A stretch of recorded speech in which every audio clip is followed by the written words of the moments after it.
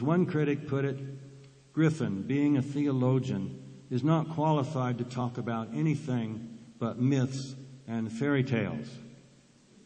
I did reply that if that's true, I should be eminently qualified to talk about the official conspiracy theory. Nevertheless, the 9/11 Truth movement can be easily dismissed insofar as people retain an image of it that was formed several years ago, when it could be portrayed as led by people who have no expertise in the relevant fields. Even if that caricature, like most caricatures, contained a grain of truth, then it is now completely false.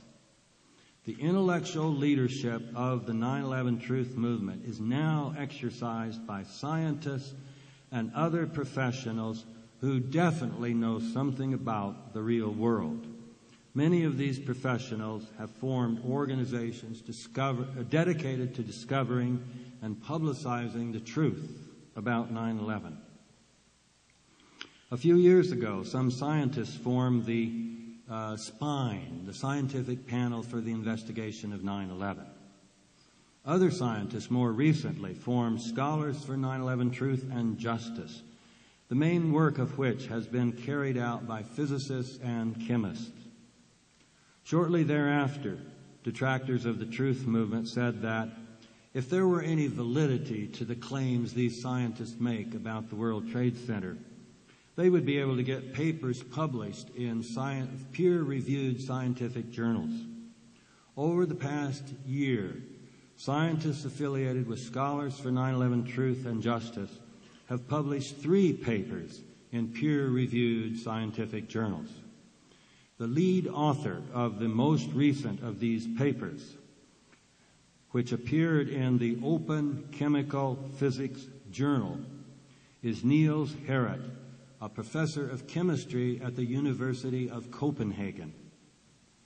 These scientists, who know something about the chemical constituents of the real world, report finding many elements in the World Trade Center dust that should not be there if the official theory, according to which these buildings came down solely because of fire and gravitation, if that were true. A few years ago, after some physicists and chemists had joined the movement, detractors said, they don't really count. Excuse me. The question of what brought down the World Trade Center buildings is a question for engineers, and your movement doesn't have any. This was in 2005, and that was true. The following year, by the way, some of you heard that interview I did on Democracy Now! When Amy Goodman brought in a hitman.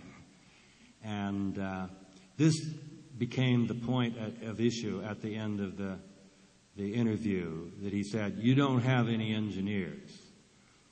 Now, it was true. It was the case that I had located one in Mexico. And I had contacted him and tried to get him to speak out. He decided it would not be prudent to do so. So I had to admit I didn't dare name him. So I had to say, no, we don't have any. Well, the following year, architect Richard Gage formed Architects and Engineers for 9/11 Truth. And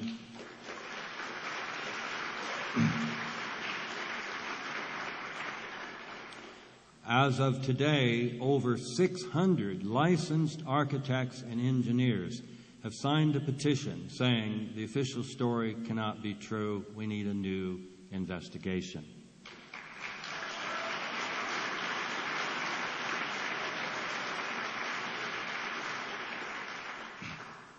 These are people who know something about that part of the world that consists of steel frame high-rise buildings.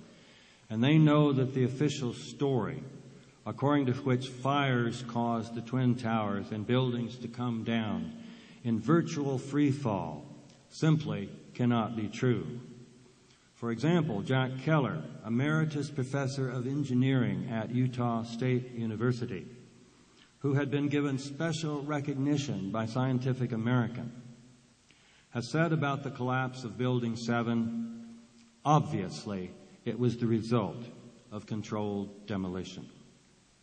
A similar judgment has been offered by two emeritus professors of structural engineering at Switzerland's most prestigious institute, the Federal Institute of Technology, along with hundreds of other engineers and architects that belong to Gage's organization. Firefighters also have expert knowledge that is relevant to what happened in New York City on 9/11. And this past year brought the formation of firefighters for 9/11 Truth, who point out on the basis of their professional expertise why the NIST reports about the World Trade Center should not be believed. As you know, thanks to Alphonse being here, there is also an organization called Veterans for 9/11 Truth, which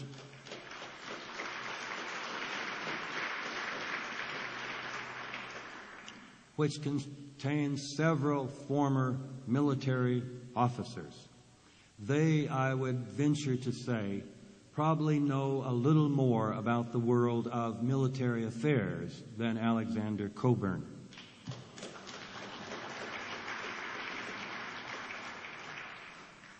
Another professional organization with relevant expertise is Pilots for 9/11 Truth, which includes in its ranks many former commercial and military pilots, including some interceptor pilots, who call incredible the official story about why the 9/11 airliners were not intercepted. This organization has also devoted special attention to the attack on the Pentagon, giving numerous reasons why the official account of that attack simply cannot be true. The latest of the professional organizations to form, indeed it is being formed this very week, is Intelligence Officers for 9/11 Truth. One of the first people to join was William Christensen, a former senior CIA official.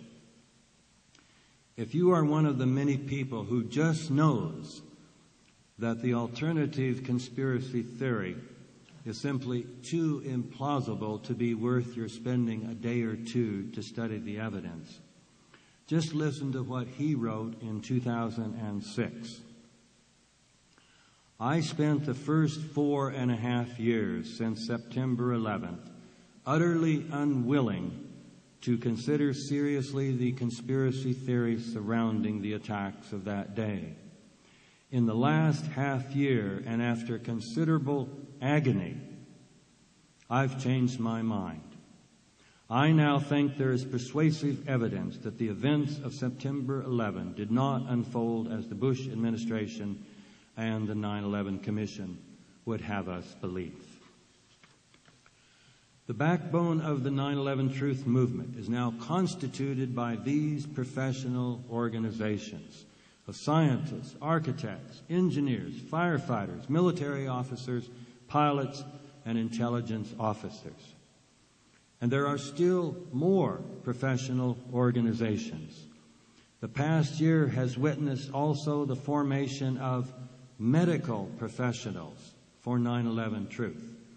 And by the way, let me suggest, if you have pen and paper, you might want to write some of these down, because you can go on Google and find them. And if you are a potential candidate for joining these, or you have friends who might be, just go on Google, you'll find that and find out how to become a member. So, medical professionals for 9/11 Truth. Also, lawyers for 9/11 Truth. And this is most important. I'll refer to it again a little later. And of special significance, given where we're meeting and being hosted by the School of Theology, religious leaders for 9/11 Truth. So I'm hoping